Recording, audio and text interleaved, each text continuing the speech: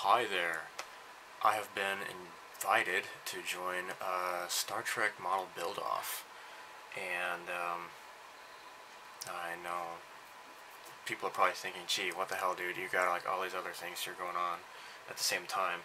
As you can see maybe down here, I've been working on quite a lot of stuff. You will see updates of the DeLorean, for example, pretty soon. I should be coming to a close on that real soon, as well as the Knight Rider kit. But anyhow, a friend of mine, Will, he is a modeler in Scotland. He invited me to do a model build-off, and so I'm kind of like in a Star Trek mode right now. I got my t-shirt on. I shaved my luxurious hair off to make myself look more like Captain Picard. Yeah, right. And I got my Star Trek sideburns, so I'm all ready to go. Warp speed into my Enterprise Refit. And this is by Polar Lights. This is the 1000 kit. And I have seen other people who have made videos of these before, and actually also I got an email this evening from Jared Rebels at Cloud9, and he accepted the invitation to join this build-off as well. So he's going to be making this exact same kit, but he's going to be lighting it. I'm not that fancy, so you're going to get just the the layman's attempt here. So, the instructions say to paint this as a pearlescent white color. I watched this one guy did a video, I believe it was this exact same kit, and he did a gray primer, and he went straight to Tamiya TS45 Pearl White. Now, if you can read Japanese, which most people can't, except for if you're Japanese, of course. Anyhow, or at least that you've studied the language as I have. This is not to be used alone by itself. If you use Pearl White without using anything else, you're not going to get the effect you're hoping for. It says right here, in Japanese, you are supposed to use TS26 Pearl White, and then on top of that, you apply the Pearl White. Because this isn't really Pearl White, this is more of just a pearl. It just kind of pearlizes whatever you got. I mean, it kind of whitens it, I suppose, but yeah, you need to use these two in conjunction with each other. So, let me flip the camera around, and so you can see better what's gonna happen here. I'm gonna do an unboxing real quick here, show you what you got. Okay, so here's your instructions, and of course the pieces, and you got the saucer section here, which, oh, okay, it seems like it kind of got stuck together by accident, but that was just random chance. So you got the base, and oh yeah, I kept the plastic shrink wrap, and here's the clear parts.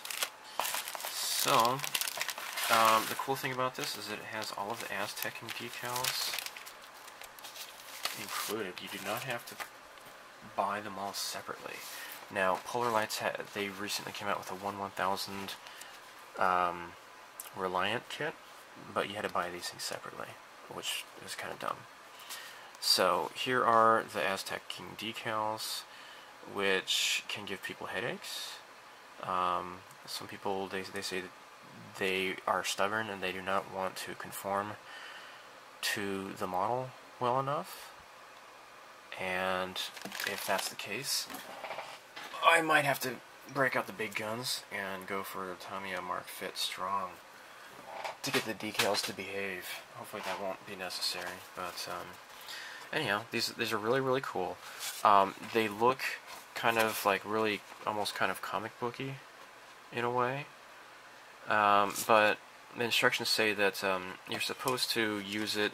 These are especially made in to kind of work well with pearlescent white paint. It'll kind of subdue it a little bit, I think, when you actually apply it onto the model. It doesn't look quite so comic booky, I guess you would call it. But it's got some nice wax paper to protect each of the sheets from each other, so that's nice. That's a real nice touch. I'm glad they did that. So, what else in the box? You got like a Batmobile. And here's, I guess, feedback comment card. Okay, whatever. And so, as you can see, maybe, there's not a whole lot of parts to this. This looks to be a pretty simple, straightforward kit. I imagine assembly will not take much time at all. I'm just guessing. But, oh, look at that. It gives the manufacturer, it's like actually inked on there. That's interesting.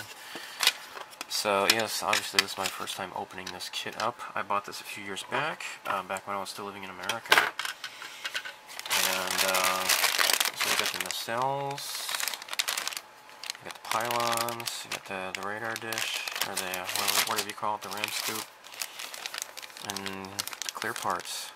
Pretty neat. So, yeah, this is, the people who are going to be involved are, Will, I forget what his name is on YouTube. I will provide links. Yeah, Will24 Eden. I'll provide a link to his channel. I'm pretty sure he said he's going to be uploading videos. Rebels at Cloud9, and Will has a friend, I think his name is Bruce, who I assume is also located in Scotland. But Rebels at Cloud9 will be representing Canada, and I'll be representing Japan, I guess. Or America, or Americans living in Japan, I should say. So, let's open up the bags here.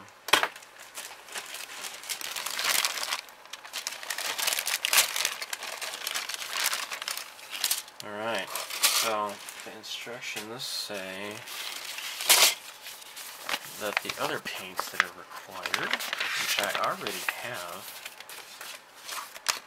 Duck Egg Blue. So it gives the Model Master numbers, and this is Duck Egg Blue, right here. It's not really blue, it's just kind of like an off-white, very slightly blue.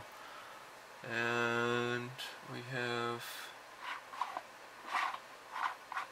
Light Ghost Gray, which is this. There. And Flat Black, which I have somewhere. I mean, I don't have to have exactly the tester's one. I can probably just use Tamiya Flat Black.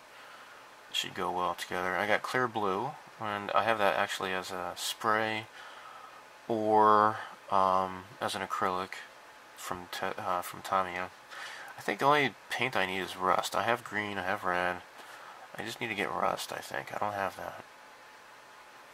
So, it says wash plastic parts in mild detergent solution. Now, actually, I got something fairly recently, and I do not believe I have shown this in any videos yet. This is sold only here in Japan, I'm sure. This is Fine Molds. This is the mold release cleaner. And this is for plastic kits and resin kits. And it says on the back here, it's for use for foreign kits, which are you know, kits made outside of Japan. they need to have the release agent washed off. And the last foreign kit I made was the Mobius, the B9 robot from Lost in Space, and there were some troublesome parts that needed to have the mold release washed off, but I didn't do that, so it was a little bit tricky. Before that I did the MPC tie interceptor, and that one worked out just fine. But anyhow, to make sure, I'm going to use this. And it's probably expensive, it's probably needless, but I bought it just as a, what the hell, you know, it's kind of a novelty thing, I guess. So, yeah, I'll get started on scrubbing these, and work on putting these parts together.